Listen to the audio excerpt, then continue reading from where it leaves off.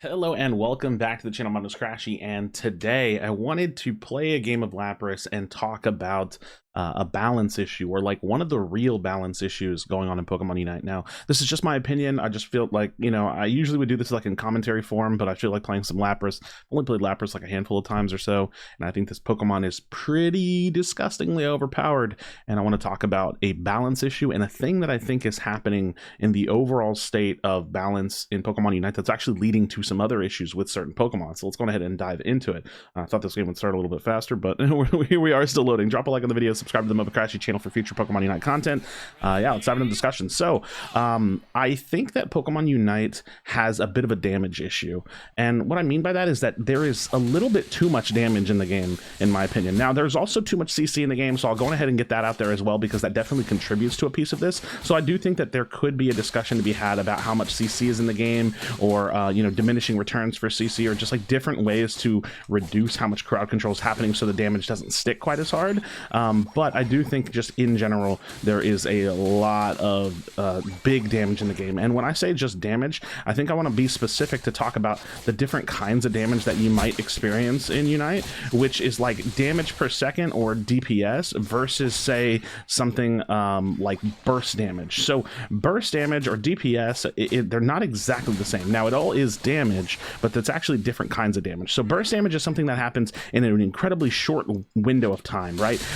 Think about Zacian or Shifu, things that literally just do a ridiculous amount of damage. Boom, you're dead, it's over, right? And you have this mostly in speedsters as well. Like, that's kind of like the design intention of a lot of speedsters, is to play around burst damage. But you actually have the issue that I'm talking about, or what I see as the issue, is that you have a lot of burst damage in this game. It comes from all kinds of sources. It's coming from all rounders. You're getting really big burst damage, or just really big damage on defenders, and I think that this is ultimately kind of having like a fundamental breakdown of the class kind of what do I want to say, the class like hierarchy, or the class design, where you have these classes that have an intentional design, but they are kind of operating outside of their roles because they're doing so much damage. So for example, to go ahead and give my opinion on, well, what do we do about this? I think that defenders in general, I'm going to be very general here, although I do think that when it comes to changing this issue, you have to be specific.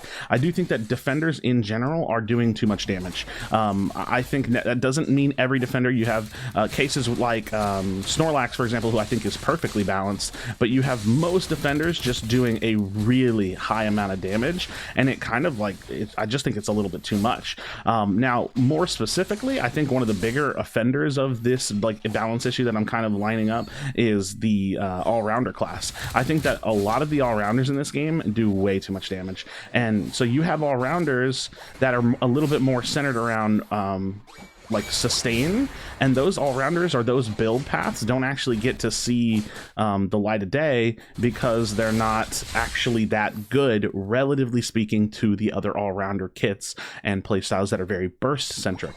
So now here's the thing: Serena's not very good in general, so her stomp build is more burst focused, but it's not actually that, like, she's just not that good right now. But for example, the other build, I can't think of it, oh god, that's gonna drive me crazy. Triple Axle is much more of a sustain focused build, and that's like definitely not going to be able to see any play. I think a better example of like sustain versus burst damage for all rounders would be Scizor, because Scizor like could be good, I think, if there wasn't so much burst in the game, leading to Scizor's kind of sustained style of play being pretty negligible. So that's one example. Now, I think the speedster class, it's also a kind of unrepresented class. There's just not that many speedsters. It also like is kind of having its niche a little bit stripped away from it, just in the sense that, you know, all of this burst damage is coming from all different kinds of sources of characters, and the speedster class just doesn't really get to shine all that well, in my opinion. So I definitely think that that's a bit of an issue. Oh my goodness, dude. Oh my goodness. Let's see if I can do something here. I've been pretty on point with just talking about, okay, well, or Shifu, Zacian's gonna pop off here. So yeah, when you have all-rounders like Zacian or Shifu who specifically do that much burst damage, it does kind of rip away the identity of burst damage from speedsters. And oh my god, that's a huge overcap. I think that like one of the few speedsters that I think actually still does like fill that burst damage role is like Dodrio, right? Like I think Dodrio fits like the role really, really well, but a lot of the speedsters actually just get outshined because they have lower stats and they can just get outbeat for burst damage by a different class. And so defenders doing as much damage as they do while also having a ton of CC and being as tanky as they are, I think that that kind of leads a lot of the defenders, or some of the defenders, to being perceived as like a little bit overpowered because they're just filling too many roles, right? Like essentially, if you think about it, you have damage roles, you have you know, supporty roles where you're like either healing or bringing shielding or utility, and then you have like tanky roles. And you know, whenever they start leaning outside of that, I do think that it kind of breaks down what the classes are really there and built to do. And it's definitely something that you kind of have to think about. So that's more or less the discussion that I have. I do just think in general that tanks and all-rounders are doing too much damage. That's kind of my overall thought. I think tanks and all-rounders are just simply doing too much damage, and that is something that I would love to see get some iteration. Why is our Zacian just not playing, and why is our Venusaur still a Venusaur, or not a Venusaur yet? Very interesting game. Very interesting game. Hey, what are you doing there? What are you doing there? Stop that. Get some help. So yeah, that said, I wanted to play Lapras for this to kind of like show off that perfect example of I just think some of these tanks just do too much damage. I even think, and again, it's given us a weird perception of balance too, because I do think that some of the more balanced characters are actually considered not good because they're balanced, and the other characters are outshining them. Like I think Snorlax is a great defender, but he often doesn't get used because he doesn't bring that level of like CC, tankiness, and damage that you would otherwise want to see, right?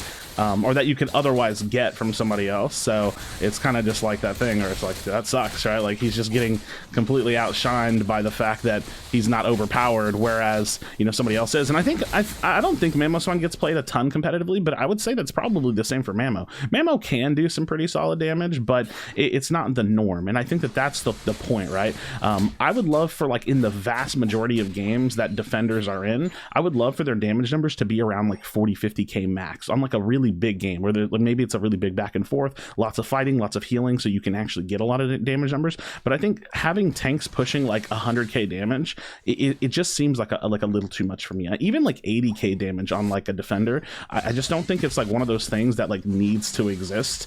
I don't particularly see it as like a solid thing. And now, of course, I will say I'll lend myself to this part of the discussion where if they did make a change like this where defenders did less damage, it would make playing defenders in solo queue a little bit harder, for sure. But I think for the overall sake of the game and for the overall sake of like what the classes are and what they're meant to do, it just makes the most sense. And the same goes for all-rounders. I think all-rounders should be more focused on their ability to sustain and do damage over time, as opposed to their ability to be incredibly burst damage. Now, at the end of the day, the structure of all these like classes, you know, being an all-rounder, being a defender, it really doesn't matter that much. You know, it's just titles, right? Like I guess technically you could say Lapras is an all-rounder, right? And it's like, what does it really change?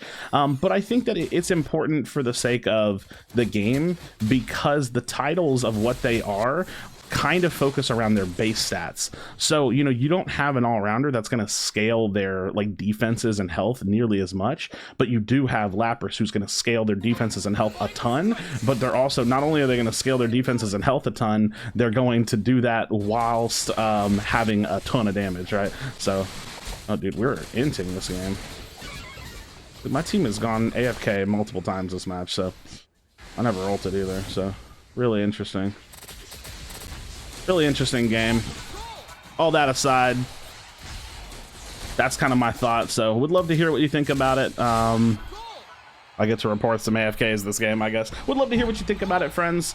You know, what do you think? I just think that like maybe, and this is, again, I'm being general because it's easier.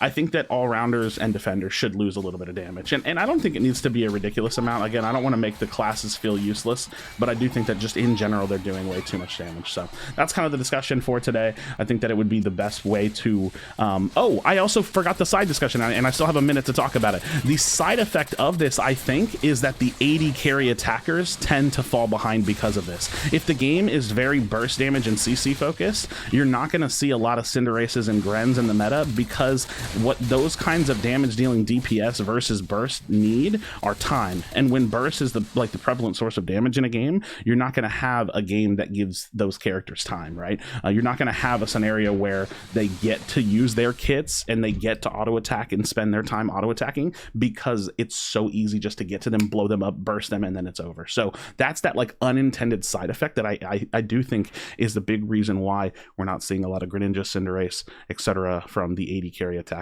So friends, thank you so much for watching. Drop a like on the video, subscribe for future Pokemon Unite content here on the MOBA Krashy channel. I almost said predecessor. But yeah, let me know what you think in the comment section down below. I just think that the tanks are doing a little too much. Let's go ahead and take a look at it. I only did 50k that game, but 67k, I mean, you know, you easily out damage people. Like these two people right here, you know what I mean? Like these two people. So friends, I definitely do appreciate it. As always, be sure to be kind of one another. Tell someone you love them, and I'll see you on the next video.